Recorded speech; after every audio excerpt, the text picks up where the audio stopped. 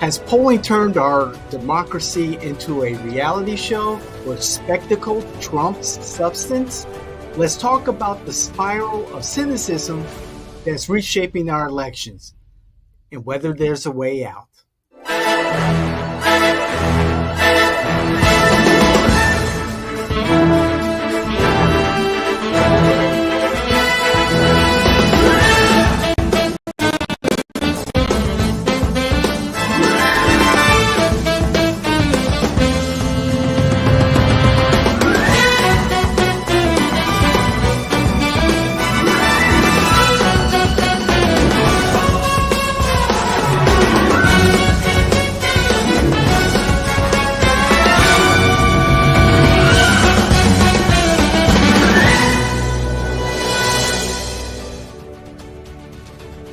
Hello, welcome back to our new episode. Good morning, everyone. Today we have a very interesting topic as usual, but it's related to the election season. And the headline for the news is polls, personalities, and politics. Is the election just a game? Okay, let's move to the little bit summary of this news. The summary is polls have transformed elections into spectacles, sidelining real issues for personality battles and partisan games. Can we shift the narrative to what truly matters to voters? Or are we forever stuck in a reality show democracy? Okay, so we have a very good host plus guest. Uh let's talk to David. Thank you so much, David, for Hey, creating this Cedra. amazing news for us and for our listeners. Can you please shed lights on this news? Sure. Thank you.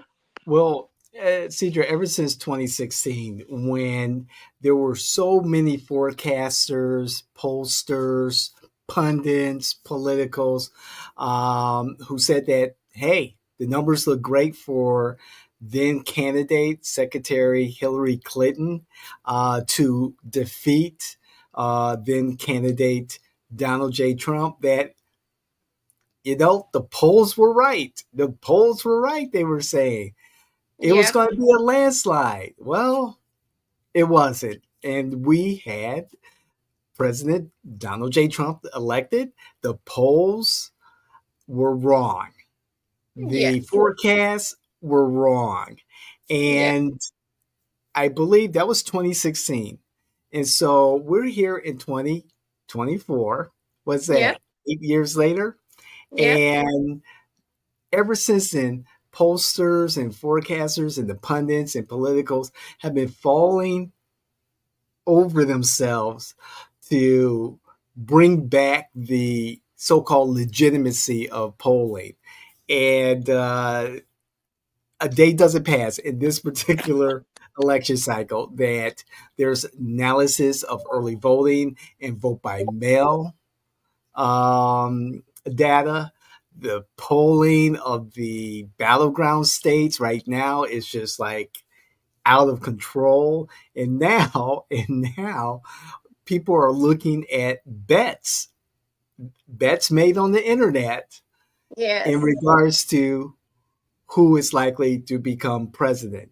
Again, I want to make this very, very clear. I've been very consistent in this. Focus groups are better. Focus groups are better in regards to understanding what matters to voters. And second, polls don't mean shit except for the one on election day. Period. Yep. Yes. So, the consultants, campaign consultants and political consultants, they make their money, in these polls. And there's there's a better way, and I truly believe in focus groups. Now, polling has changed over the years. Now, folks are offered the opportunity to join a group of other individuals that meet the standards of that particular polling firm, and they're on retainer, so to speak, as I kind of determine it. But a group of folks are in this group, and they're constantly polled by polling organizations because the pass of picking up the phone, Mm-hmm. for those who are not Gen Z, or would they remember us older generations, picking up the phone, the landline, and calling people across the country, those days are long over. And, Yeah. also with the telephone polls, or cell phone polls, mobile polls, those days are on their way out too. It's very difficult getting the audience that you need to Yeah. have an effective poll. But I was looking at the polling booths, and many people are doing like early voting. So, what do you think has any impact on this election? Oh, no doubt. Early voting is recorded in the separate secretary of elections, or division of election offices. It's not count. They're not counting the actual votes for a candidate per se.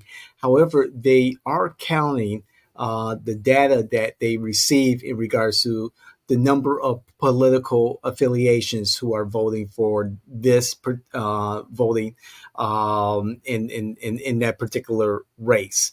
So you got X number of Democrats, X number of Libertarians, X number of Republicans, X number of Constitutional Party voters who are registered for those specific affiliations are showing up. They're turning in their vote by mail ballot, their early voting. So you're getting those generic numbers of party affiliations, and that they're showing up to vote. You can make assumptions in regards to how they're going to vote, but again, those are assumptions. We don't know at this time who those individuals are voting for. However, based on past experience, past knowledge, a Democrat who is voting early is likely to vote Democrat based on past information. Then again, So, mm-hmm. maybe not.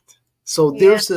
there's a danger in making assumptions that a Democrat's going to vote for all Democrats. Split party, it's not split party, yes, split ballot or split party voting is more common now than it was in the past, instead of voting straight ticket. Um, so posters and campaigns and candidates and politicos and pundits are looking at the vote by mail ballot returns and the early voting returns right now to get a general idea of where people are placing their votes. Mm. So, I know. Even it depends on the individual. Even the individual belong to the Democratic Party or Republican Party, it's not like 100% guarantee that that individual will vote to the Democrat if belong to the Democratic Party, or either Democratic or Republican Party. But sometimes people change their opinion and change their parties Yeah. at the last minute. You know, last minute. It's very common. Okay, let's Ex- move. Okay, go. Exactly. Let me add this one piece very quickly. On a very local level, in my district, District 5 here in Orange County, we have an election to replace current County Commissioner Emily Bonilla, Mhm. a fierce advocate of the environment, a firebrand on the county commission. And when she ran, we were involved with her campaign, running her campaign in 2016. We saw a lot of Trump, Emily Bonilla signs, and they could be two completely different. They are two completely different type of candidates. However, what we saw was that people were looking for in supporting Trump a different vision than what they've seen with Obama previously, and then also what Hillary Clinton had to offer. But in locally with Emily Bonilla, they're seeing the protection of their way of life, the open spaces, slow urban growth. And so we saw that dichotomy. Now, 8 years later, I'm seeing, and this is kind of shocking to me. I'm seeing more signs, yard signs, and I'm talking to people in my district that they're supporting the conservative Steve Leary at Hmm. the commission level. However, at the state level, they're supporting for state representative someone like Anna Escamani. And I'm like, wow. And then, of course, I've seen also at the local level yard signs where they're supporting locally for state rep Steve Leary. But on the flip side, I'm sorry, not Steve Leary, Greg Poole. But on the flip side, they're supporting Harris Walls on the national level. And they're completely different, Republican and Democrat. So, and those are just yard signs. It's all anecdotal. However, based on my past experience in 2016 in this district and now in 2024 in this district and walking the neighborhoods and talking to people, I'm seeing a similar a situation occur, but maybe in the opposite direction. Yeah, I agree. I agree. So, one more thing. We are also talking about the personalities. So, one question is like a local ground question. It's like I was at the polling booth a few days ago, and there was the candidate. He's a candidate for I'm not sure which district, but he was a candidate. His name is West Hot, and he was there, and he was distributing his flyers. So, do you think the uh, candidate's personal um appearance matters during the voting, and it can change the other's mind? Do you think it matters or not? I think it does. And this very, live stream, viral, TikTok, short, short content world that we live in, Yeah. impressions mean a lot. And those first impressions mean even more so.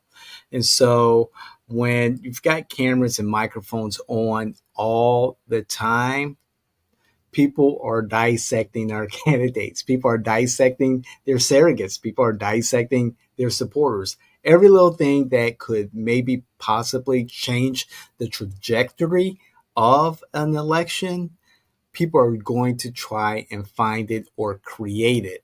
So yes, the characteristics of a particular candidate, campaign, their surrogates, their supporters mean a lot visually. And when we have a very short attention span as Americans, those viral moments mean a lot. Yeah, you're right. You're right. We have a very good example of Trump. He visited the McDonald's and he served, you know, he served the nuggets and other stuff to people. So it's like a good image. People like this humble attitude and the stuff. So let's move to the media question. So about the media, why do you think the media emphasizes polls over policies when covering elections? Well, first of all, the media emphasizes polls versus, the realities that a focus group can offer is because it's very simple to pull a poll out of a newspaper or out of a university or out of a polling firm and present it. It's easy. It's noteworthy for news sources. It generates excitement and eyeballs and ears on that particular Yeah, news source, and they want to be right. They want to be right the first time. They want to be first to be right the first yeah, time. And so Yeah, these polls make it so easy, Cedra, for the media to just pump out all this information that at the end of the day, I was just flipping over to my news feed. The NASDAQ is down about 2%. And I see Newsweek reporting, oh, new poll, two battleground states flip to Kamala Harris. I was like, oh my goodness gracious. It's that kind of sensational, media, news, information that draws eyes and ears. And frankly, like I said, I go back to the beginning of our discussion. Focus groups and election day. Focus groups matter much more to what voters are actually thinking and yeah, feeling. yeah. And the only poll that matters is the one on election day. So the next question is also related to the like the focus stuff. So what can be done to shift the focus of political coverage from personalities to actual policy issues? This is America, Cedra. Personalities matter. I mean, everyone wants to be an influencer. Everyone wants to be famous. And unfortunately, Not you ev- know, I think everywhere everyone wants to get famous. And exactly. Exactly. And so, our celebrities and politicians are our version of British royalty. And unfortunately, this is how it's going to be for a very, very long time. And I fear that this particular election cycle, I've never seen anything like it. The very, very short campaign for Kamala Harris may be the standard moving forward, and that's a disservice to the American people. The reliance on social media at this level that we're seeing in this cycle is phenomenal. And of course, to get people's eyes on those social media posts, on those viral moments, you're going to have to engage influencers that you pay, and they're paid to do a job to influence voters, and that's disingenuous at best. this is So, a I, I'm afraid things aren't going to change. yes, things will change. Things will change. And nowadays you have to be very careful because social media is everywhere. You can, get easily catch. So be very careful. Well, Indeed. let's move to the next question, and that's about the how might the current approach of political coverage impact democracy in the long term. In the long term, the coverage of political policy should start at a young age. In grammar school, elementary school, meaning that we need to bring back civic education, civic engagement at a young age. Engage the young people. I was just looking at some data a couple of days ago, and across the board, our young people are not engaged as much as our older generations. 50 years up, they're knocking it out of the park. They're overperforming their percentage of the populace, whether it's at the national level again or at the local level.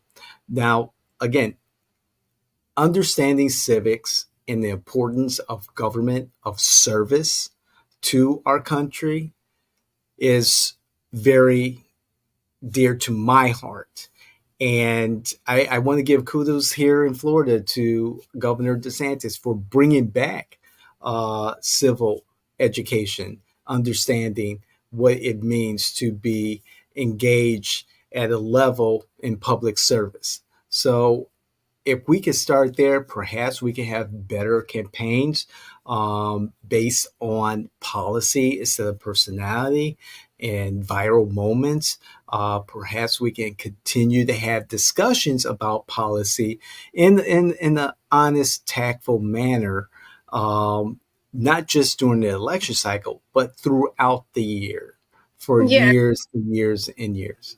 Yeah, so my last question is that how do you see the future of this election 2024?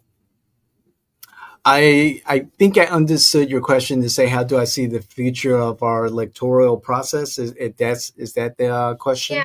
the like I'm saying that the election 2024, how do you see the future of it? Do you see the Republican, or the Democratic, you know, who can say have prediction about the election? You were breaking up a little bit, but I think I got the essence of your question. This the future of democracy. Uh,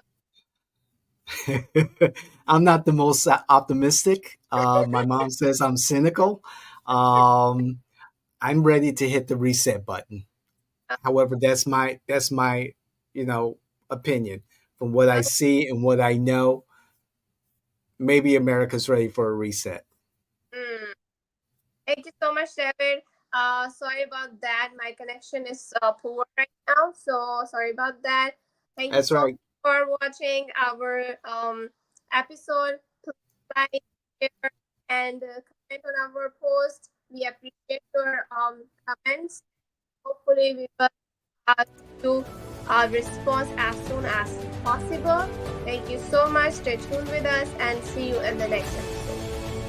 Excellent. Thank you, CJ. We'll see you the next time. Sure.